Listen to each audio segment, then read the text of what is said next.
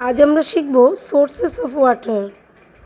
এখানে দেখো learning objects কী কী আছে, কী কী শিখতে যাচ্ছি। ইউজেস অফ ওয়াটার, জল কী কী ক্ষেত্রে ব্যবহৃত হয়, drinking water, sources of water and saving water. আর পানীয় জল কেমন হবে, ড্রিঙ্কিং ওয়াটারটা বললাম।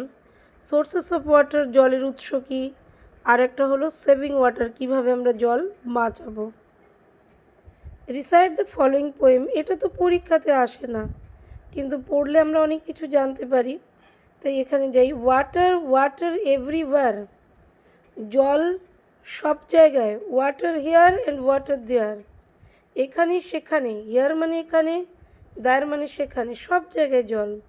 If will not to save it, যদি আমরা এটা না বাঁচাই, জলকে যদি আমরা অযথা অপচয় না করি, অযথা অপচয় করা থেকে বিরত না থাকি, what shall we drink and eat, তাহলে আমরা কি খাবো। So let us all take a vow মানে হচ্ছে শপথ, প্রমিস। আমরা সকলে মিলে প্রমিস করব টু সেভ ওয়াটার সামহাউ, যেভাবে হোক আমরা জলকে বাঁচিয়ে রাখবো। তারপর চলো দেখো ঐন্দ্রির বই, কত দাগ দেওয়া, কত ডিজাইন করা। তোমাদের বইগুলো নিশ্চয়ই এরকমটা নয়। All living things need water to live, সব জীবন্ত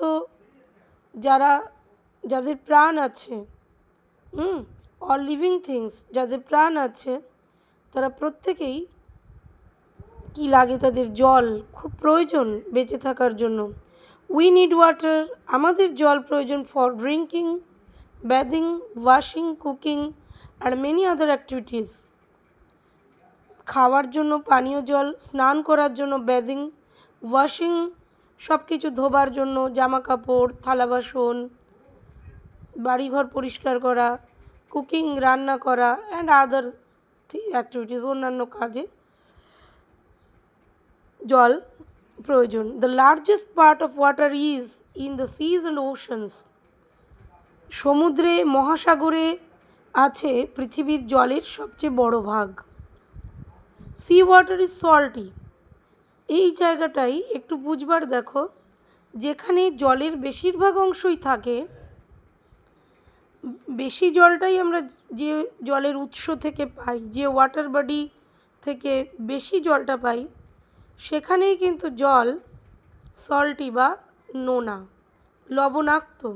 উই ক্যানট ইউজ ইট, আমরা এটা ব্যবহার করতে পারি না ফর এগ্রিকালচারাল পারপাসেস, চাষের ক্ষেত্রে ব্যবহার করতে পারি না। ইন ইন্ডাস্ট্রিজ, শিল্পের ক্ষেত্রে ব্যবহার করতে পারি না। অর ইভেন অ্যাট হোম, বাড়িতেও না। শিল্প, কলকারখানা এগুলো ইন্ডাস্ট্রিজ। বাড়িতেও ওই যে জলের স্যালিনিটি বেশি, সেই জলটা আমরা কী করে ইউজ করবো বলো। রান্না করলেও তো লবণ বেশি হয়ে যাবে, খেতে গেলে কষ্ট হয়। Fresh water is needed for various purposes, আর ফ্রেশ ওয়াটার সেটা বিভিন্ন ক্ষেত্রে ব্যবহৃত হয়। ঠিক আছে, এখানে দেখো ট্র্যাক ডাউন, এখানে একটা কোয়েশ্চেন দিয়েছে, এটা তোমাদেরকে ভাবতে হবে। What will happen if we do not water your plants, you do not water your plants for a week, এক সপ্তাহ যদি জল না দাও গাছে, তাহলে কি হবে একটু ভাববে তোমরা। গাছগুলো শুকিয়ে যাবে। আমরা জল না খেলে কী রকম হয়, তেষ্টা পায় জলের, শরীরে জলের কষ্ট হয়, জলের ঘাটতি হয়, ডিহাইড্রেশন হয়, সেখান থেকে বিভিন্ন রকম উপসর্গ তৈরি হয়, শরীর খারাপ লাগতে লাগে। গাছেরও তাই। ইউজেস অফ ওয়াটার, জল আমরা কেন ব্যবহার করি। Drinking, cooking food, washing hands, ব্যাথিং, এইসব কাজে, খাওয়ার জন্য, রান্না করা, হাত ধোয়া, স্নান করা। দেন ওয়াটারিং প্ল্যান্টস, গাছে জল দেওয়া। ওয়াশিং ক্লোথস, মানে ক্লোথ, জামা কাপড় পরিষ্কার করা। মোপিং ফ্লোর, মেঝেটা মোছা, এসব ক্ষেত্রে আমরা জল ব্যবহার করি।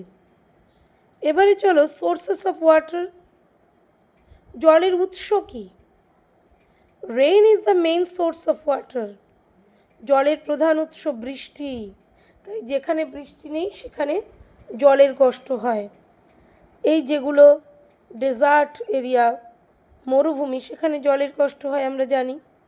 সাম water of the seas, rivers and lakes gets converted into water vapour due to heat of the sun. Some water of seas, সমুদ্রের কিছু জল, নদীর, রিভার্স, লেকস, হ্রদের কিছু জল কী হয়, গেটস কনভার্টেড, রূপান্তরিত হয়। কনভার্ট মানে রূপান্তরিত হওয়া, অন্য রূপে চলে যায়। কিভাবে? Into water vapour due to heat of the sun. Water vapour বা জলীয় বাষ্পে পরিণত হয়। আগে ছিল জল, লিকুইড, তরল, সেটা কনভার্ট হয়ে ওয়াটার ভেপারে পরিণত হচ্ছে to heat of the sun. সূর্যের তাপের, due to heat of the sun, এর কারণটা হচ্ছে সূর্যের তাপ। সূর্যের তাপ, আলোর যে তাপ, তাতে জলটা বাষ্পীভূত হয়ে যায়, ভেপার হয়ে যায়। ঠিক আছে, একে বলে এভাপোরেশন। ওয়াটার ভেপার্স, এই যে জলীয় বাষ্প, এভাপোরেটস, বাষ্পীভূত হয়, অ্যান্ড ফর্মস ক্লাউড, উপরে গিয়ে মেঘ তৈরি করে। এই যে মেঘ তৈরি হয়, এই ব্যাপারটা না আমরা আরও অনেক জানবো বড় হয়ে, কিভাবে জল থেকে মেঘ তৈরি হয়। শুধু এখন তোমরা মনে রাখো যে জল, ওয়াটার, সেটা যখন গেটিং সানলাইট, ওয়াটার কী হয়, এভাপোরেটস ইন্টু ভেপার, তারপর সেখান থেকে cloud. As the clouds rise up, যত মেঘ ওপরে উঠতে লাগে, দে গেট কুলড, তারা ঠান্ডা হয়। মেঘটা কুল ভেপার টার্নস ইন্টু ওয়াটার। এই যে কুল ভেপার বা শীতল বাষ্প, এটা জলে পরিণত হয় আবারও, and falls in the form of rain, বৃষ্টিতে, বৃষ্টিরূপে, ফলস মানে ঝরে পড়ে। তাহলে দেখো জলটা একটা ওয়াটার সাইকেল মতন, তাই না বলো?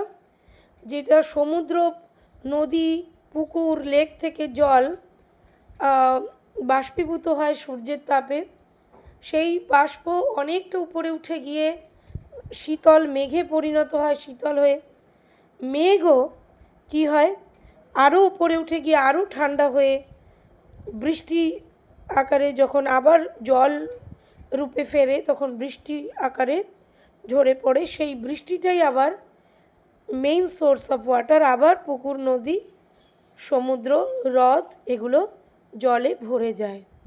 তার মানে এটা একটা সাইকেল টাইপের, একটা চক্র। এটা নিয়ে আমরা বিস্তৃত জানব, অনেক পড়ব, যেটা বলেছিলাম বড় হয়ে। এখন এটা জানলাম যে বৃষ্টি থেকে বৃষ্টি জল কিন্তু আবার ফিরে আসে নিজের জায়গায়। ঠিক আছে, এটা আমরা পড়লাম কি, ওয়াটার সোর্সেস। এরপরে আরও আছে ওয়াটার সোর্সেসের আরও কথা, সেটা পড়ব পরের ভিডিওতে।